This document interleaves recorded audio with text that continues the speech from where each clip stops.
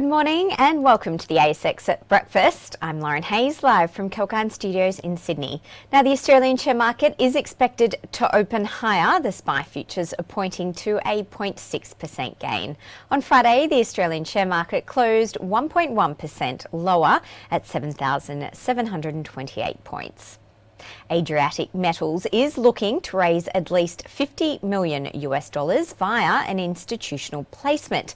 The Silver Explorer will issue around 18.3 million CHESS depository interest at an offer price of $4.15 per CDI, which represents a 5.7% discount to the last close price of $4.40 and an 11.5% discount to the 5-day VWAP.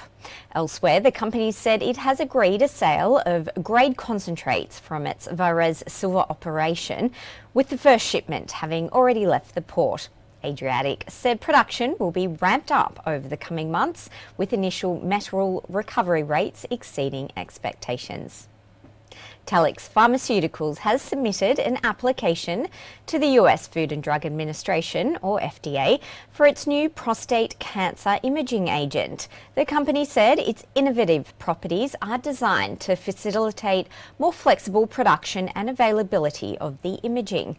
Telix said in the US, access to imaging is still severely limited for underserved patient demographics in many regions, and Telix's new investigational imaging product is intended to address the unmet needs of patients, referrers and healthcare professionals and expand patient reach. If approved by the FDA, the new product will help accurately diagnose cancer early and increase the probability of a patient's survival.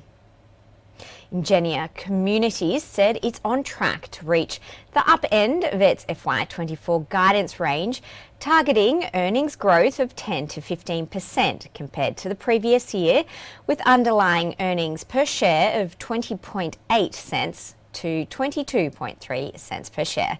The affordable rental and holiday accommodation group said it has more than 9,000 rent-generating sites, with communities continuing to meet the growing demand for housing affordability and an ageing population. Its newly appointed Chief Executive, John Carfey, said after 2 months in the job that the core business areas are trading well and balance sheet capacity has been maintained.